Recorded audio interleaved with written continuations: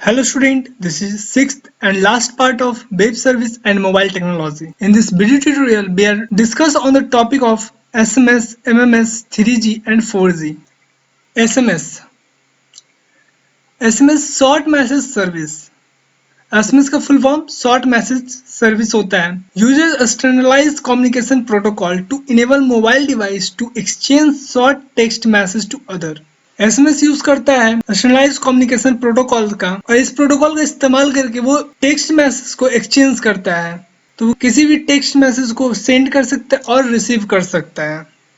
SMS, as used on modern devices, originated from radio telegraphy in radio memo pagers that used standardized phone protocols. अब SMS modern devices में standardized phone protocols का इस्तेमाल करता है that were defined in 1985 as the part of global system of mobile communication. और इसको 1985 में define किया गया, ये ग्लोबल सिस्टम बना मोबाइल कम्युनिकेशन का.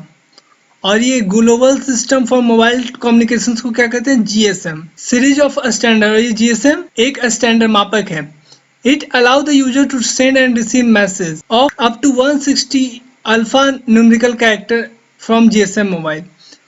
और ये कम्युनिकेशन जो एक नया जो कम्युनिकेशन सिस्टम जो बना, ये स्टैंडर्ड प्रोटोकॉल्स जो बना, ये क्या करता था?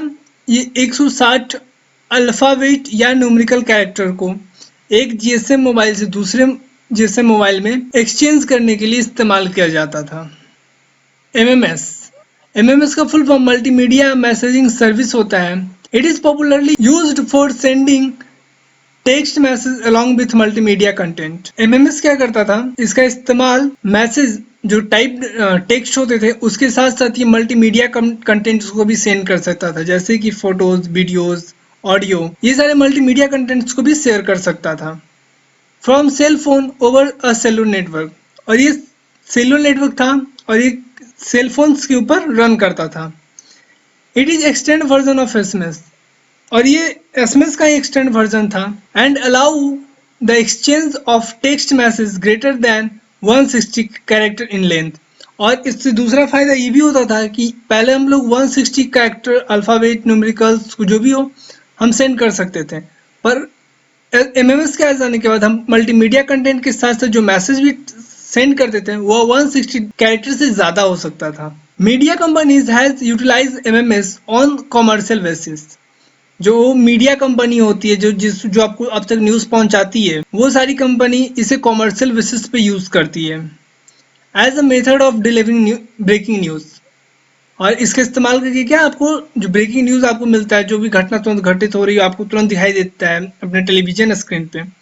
तो ये मीडिया कंपनीज SMS की मदद से फोटोग्राफ और वीडियोस को अपने ऑफिस में तुरंत भेज सकती थी और फिर वो आपको तुरंत टेलीविजन के ऊपर दिखा दिया जाता था. अब हम 3G की बात करते हैं. 3G is the third generation wireless mobile telecommunication technology. 3G हमारा तीसरे जनरेशन का वायरलेस मोबाइल टेलीकम्युनिकेशन टेक्नोलॉजी था. टेलीकम्युनिकेशंस का मतलब होता है जो हम कम्युनिकेशन मोबाइल की मदद से करते हैं. This generation is upgrade from 2G and 2.5G GPRS network. और ये एक्सटेंड वर्जन था, ये भी अपग्रेड वर्जन था 2G का एंड 2.5G का. यहाँ पे आप देख सकते हैं एक लिस्ट लगा हुआ है. जब हमारे पास 1G था तो उसका स्पीड 2.4 kbps था. जब 2G आया तो हमारे पास 64 kbps हुआ. 2.5 आया तो हमारे पास 144 kbps हुआ. 3G में 384 kbps हुआ और 3.5 में 2 Mbps हो गया और 3.9 में 28 Mbps हो गया और 4G में हमारा 50 Mbps हो गया. तो यह स्पीड है जो मैक्सिमम स्पीड हम लोग अलग अलग जनरेशन में गेन किए. तो जब हम 1G यूज़ कर रहे थे तो हमारा मैक्सिमम स्पीड 2.4 kbps था, और जब हम 4G यूज़ कर रहे हैं तो हमारा मैक्सिमम स्पीड 50 Mbps है.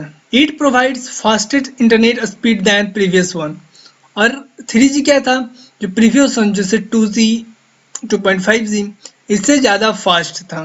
3G telecommunication network support services that provide information transfer rate at least 0.2 Mbits per second. और जो 3G telecommunication network था वो जो इंफॉर्मेशन को ट्रांसफर करता था उसका स्पीड 0.2 Mbits per second था. अब बात करते हैं 4G की। 4G is the fourth generation of broadband cellular network technology. और 4G जो था वो ब्रॉडबैंड सेलुलर नेटवर्क टेक्नोलॉजी था in addition to usual voice and other services of 3G। 3G की दूसरी सर्विसेज तो इसमें अवेलेबल थे ही, साथ में इसमें वॉइस को भी ऐड किया गया था। 4G provide mobile high speed broadband internet access. और 4G ने क्या किया कि मोबाइल को high speed broadband internet access दिया। इसकी मदद से हम लोग मोबाइल के ऊपर 4G स्पीड को यूज कर सकते थे, बहुत स्पीड इंटरनेट को हम लोग अपने मोबाइल के ऊपर एक्सेस कर पा रहे थे। और LTE का मतलब होता है long term evolution, is commonly marked as 4G LTE।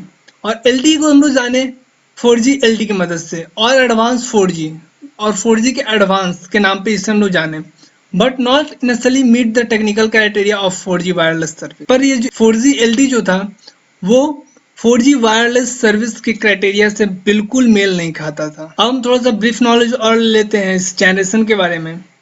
A new generation of cellular standard has appear approximately in every 10 years। हमारे जो जनरेशन होते हैं सेलुलर नेटवर्क्स के, उस पे अप्रोक्सीमेटली 10 ईयर का टाइम ड्यूरेशन होता है। Since 1G system were introduce in 1979, दुनिया ने 1979 में 1G के बारे में जाना था। Each generation is characterized by new frequency band। और जैसे जैसे जनरेशन आगे बढ़ते हैं तो वैसे वैसे फ्रीक्वेंसी जो होते हैं उसे भी बढ़ाया जाता है, उसके भी इंक्रीज किया जाता है या उसमें न्यू चेंजेस किए जाते हैं। The first 3G network were introduce in 1998। First जब 3G नेटवर्क के बारे में दुनिया 1998 में जाना था, और 4G नेटवर्क के बारे में 2008 में। तो इस वीडियो में इतना ही। आप हमारे इस चैनल को सब्सक्राइब कर लें। अब हम आपसे अगले चैप्टर में मिलते हैं। हमारा अगला चैप्टर है HTML एंड इंट्रोडक्शन, जो कब का चालू हो चुका है। तो हम मिलते हैं नए चैप्टर में। तब तक के लिए have a nice day. Thank you.